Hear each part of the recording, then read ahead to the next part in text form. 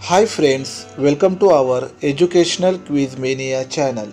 Students, in this video today we are going to solve practice set 30 based on standard 6 subject maths chapter number 12 percentage. So let's get started. Practice set 30. Solve the following. Question number 1. Shabana scored 736 marks out of 800 in her exams. What was the percentage she scored? तर एका परीक्षेत शबानाला 800 पैकी 736 गुण मिळाले, तर तिला किती टक्के गुण मिळाले हे आपल्याला काढायचे आहे. तर शबानाला 1% गुण मिळाले असे आपण मानू. Let Shabana scored X% of the marks.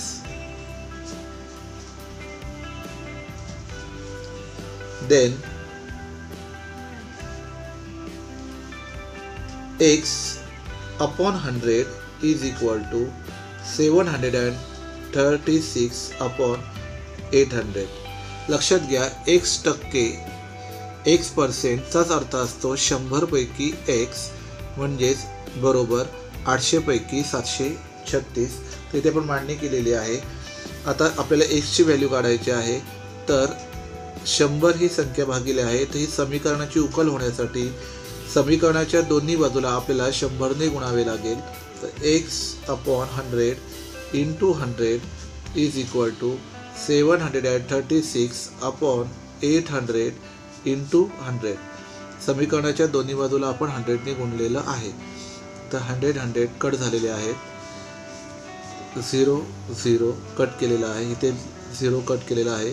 तर 736 ला 8 ने भाग लावूया. 8 1 8, 8 9 72, 1 उरला, 8 2 16. X equal to 92%. X equal to 92%. म्हणजेच शबानाला 92% गुण मिळाले. शबाना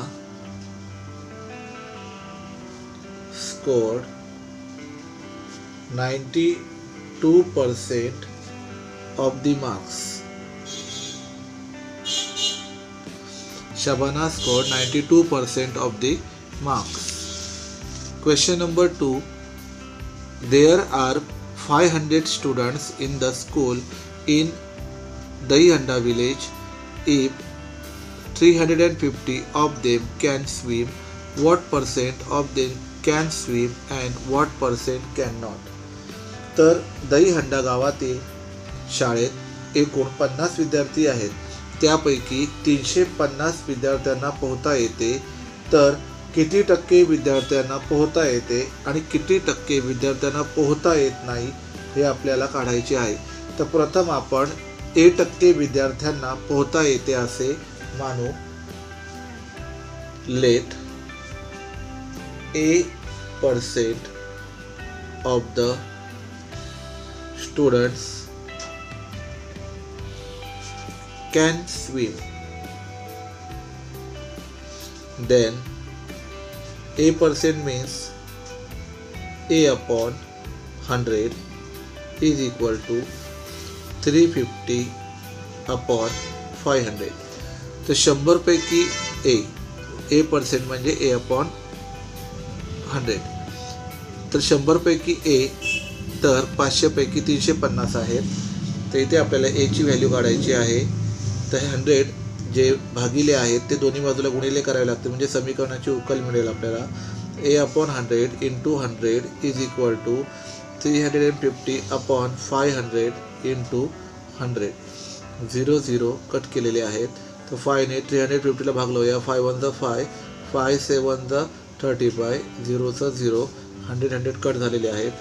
तर उत्तर आलेलं आहे A is equal to 70%. A is equal to 70%. म्हणजेच 70% विद्यार्थ्यांना पोहता येते. लिहून घेऊया. 70% of the students 70% of the students can swim. आता दहीहंडा गावातील जे 500 पैकी 350 विद्यार्थ्यांना पोहता येते याचाच अर्थ 70% विद्यार्थ्यांना पोहता येते. आता किती टक्के विद्यार्थ्यांना पोहता येत नाही हे आपल्याला काढायचे आहे. तर the remaining is equal to 70% म्हणजे एकूण टक्के असं 100 मधून 70 मायनस करावे लागतील. 100 minus 70 is equal to 30% can not swim. तर 30% विद्यार्थ्यांना पोहता येत नाही. 70% विद्यार्थ्यांना पोहता येते आणि 30% विद्यार्थ्यांना पोहता येत नाही. तर लिहून घेऊया आपण 30% of the students can not swim. तर याप्रमाणे तुम्हाला पर्सेंटेजवर आधारित गणिते सोडवायची आहेत. Question number 3. If Prakash show jowar on 75% of the 19,500 square meter of his land, on how many square meter did he actually plant joar? तर या ठिकाणी प्रकाशने शेतातील 19,500 चौरस मीटर शेत जमिनीपैकी 75% जमिनीत ज्वारी पेरली. तर त्याने किती स्क्वेअर मीटर जागेत ज्वारी पेरली हे आपल्याला काढायचं आहे. तर प्रथम आपण प्रकाशने x चौरस मीटर जमिनीत ज्वारी पेरली असे मानू. Suppose Prakash sow jowar on x square metre of his land. तर प्रकाशने 1 चौरस मीटर जमीन ज्वारी पेरली असे मानू. Then x% means x upon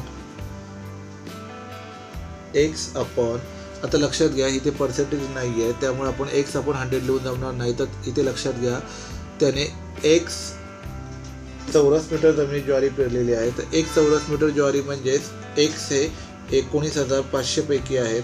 तर 19,500 पैकी x तर 75% आहेत म्हणजे 75 अपॉन 100.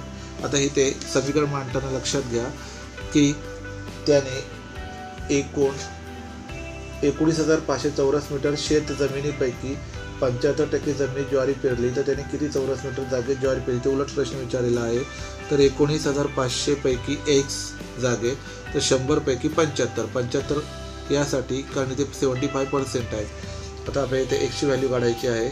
तर x अपॉन 19,500 इंटू आपल्याला समीकरणाच्या दोन्ही बाजूला 19,500 गुणावे लागतील म्हणजे समीकरणाची उकल मिळेल. 19,500 is equal to 75 upon 100 into 19,500. हे कट करूया आपण. प्रथम 0 कट केलेले आहेत. इथे शिल्लक राहिलेला आहे x आणि ते आहेत 75 इंटू 195. तर 75 into 195 is equal to 14,625 square metre. म्हणजेच त्याने x चौरस मीटर जमिनीत म्हणजे 14,625 स्क्वेअर मीटर जमीन ज्वारी पेरलेली आहे. उत्तर लिहूया. प्रकाशने 14,625 स्क्वेअर मीटर जागेत ज्वारी पेरली. तर